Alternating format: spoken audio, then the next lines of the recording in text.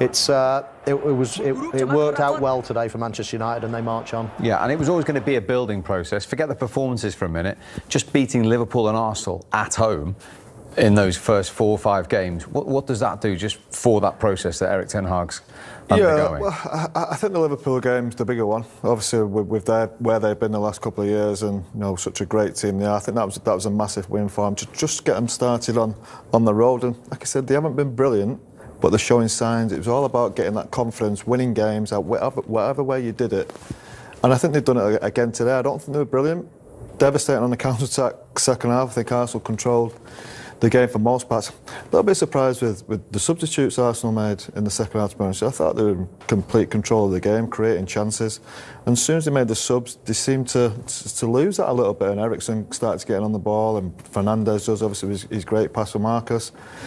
But United will get better. There's no doubt about that. Performance aren't brilliant, but in time to come, I think they'll get better and start winning a lot of games. OK, we have a lot of time to reflect and get all the reaction from that game at Old Trafford, of course. But the Premier League weekend is complete, and suffice to say, or if I say, it was full of talking points. That might be something of an understatement. It started with a 0-0, but it didn't tell its own story in the Merseyside derby between Everton and Liverpool. 5-star show from Brentford. So many talking points. West Ham furious, but Chelsea won the game at Stamford Bridge. Newcastle equally furious to only get a point after their goal ruled out against Crystal Palace. Nottingham Forest were 2 up and lost 3-2 at home to Bournemouth. Spurs unbeaten in 12 Premier League games now after overcoming Fulham by 2-1. First win in 13 league games for Wolves by 1-0 against Southampton. And Manchester City just taking a point. Aston Villa stopping the rot with a draw against the champions. And earlier today, Leicester rock bottom, 7 games in, 1 point on the board. 5-star show from Brighton, the first time in their history that they've scored 5 goals in the English top flight. And we have just watched Manchester United beat Arsenal by 3-1. So as I say, look away now, Leicester fans. It's not getting any brighter. 1 point, as I say, 5 defeats, and Nottingham Forest and West Ham, the other 2 teams, currently 6 games in the bottom 3. The 3 points for Manchester United nudged them up to 5th. They're a point behind Brighton, who won earlier today, who themselves trail Manchester City and Spurs by only a point. Arsenal are still top of the tree. They're a point clear, but that 100% record has gone. Marcus, after that awful start to the season, to win the last 4 on the trot and beat the team, the league leaders that have won every single game, how much does that say Manchester United really are back on track? Obviously, it's a massive game anyway against Arsenal. The fact that they've had such a good start to the season, man, it was a big test for us today, and we showed up and we stood up to the challenge. So we can all be proud of ourselves today. And obviously, it's short turnaround now between the games, but it's good to get into a rhythm of things and keep playing games. Just how stiff was that challenge today? It was tough. They're a good team. They know the principles of plays, and they're very good at it. They're a good possession-based team. Offer a lot of difficulties with players dropping deep in the pockets and have some attacking threats. So it's obviously a difficult game, and it's what we expected. So we have to be up for the challenge. For you, what swung the balance? To be honest, I thought it was an even game. I think there was big spaces in the first half. We didn't manage to exploit them, but the game was fairly even in the second half. We managed to exploit the spaces, and that's what made the difference. We had to try and do that a little bit more and look for that a little bit more in the first half. But we're pleased that it came in the second half, and we could do good things with the space that we've seen. Talk about the space as a striker. Were you comfortable when Arsenal had a lot of possession? Were you always confident you would get an opportunity on the counter, particularly when you've got players like Eriksen and Fernandes feeding you? Yeah, listen, we've got some excellent passes of the ball, and as long as we make 3, 4, 5 runs, we're going to get the ball basically. So we might not get it the first couple of times, but we have to keep going for 90 minutes, and it's tough. And we have to try and give them possession in spaces where they can't hurt us, because like I said before, they're a very dangerous team. We tried to give the ball at the back and let them have a little bit of time there, and then try and press and close them on one side. But as you can see, there's a couple of times today that they got through the press, and they are electric when they get going. So it's really important for us to keep going. And like you said, when them players are on the ball, Bruno, Chris, it's important to make runs and give them options. And we managed to do that today. Was it a throwback for you 6 years ago? 2 goals for you against Arsenal? Yeah, it's been a long time that not scored against Arsenal, so I didn't realise it had been that long until before the game. So yeah, it was something that I was looking to do this year, and yeah, I'm happy that I managed to get the goals. As well as the points, what do you take out of today? Togetherness is the big thing for me. We win.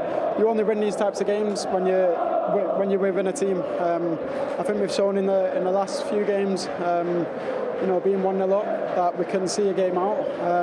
But we had to be a team to be more ruthless really and get more goals. Yeah, we got 2 more goals in the second half, and we could have had a couple more as well. So definitely something to work on, something to build on, and yeah, we're looking forward to the next game. And what does it mean to you personally to see the goals going in once again?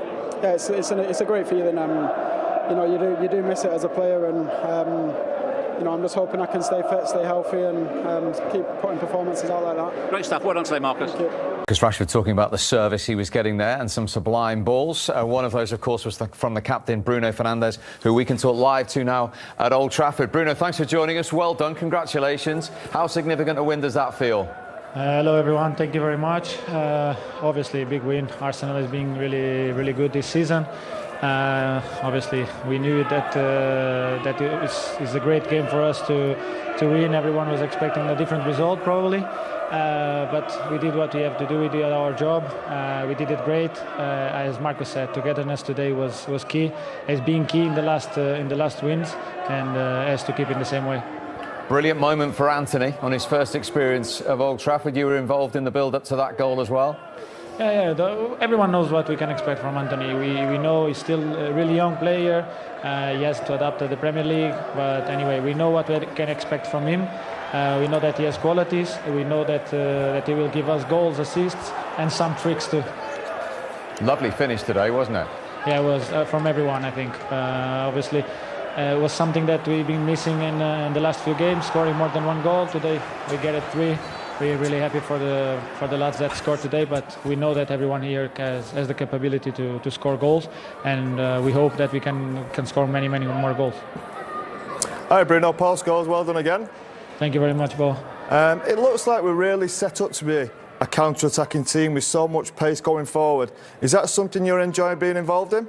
Of course, for me it's something amazing. Obviously, when you get space behind with these kind of players, they have pace. It's about eating the grass, not even eat the players. So yeah. You can see in the goal that Marcus scored, and even with Christian, that is not the fastest player, but he has the right timing on the run. It's easy for us that we play the long balls. Obviously, I know that sometimes I will probably miss the pass like I did in the first half. I had the chance to put Marcus 1v1 with the keeper and I missed it, but I did it in the second half, and he gets his goal. So I'm really happy for that. But as I said, with these kind of players, it's really easy to make the passes. You're saying you did it in the second half. Don't be too modest. What about that pass?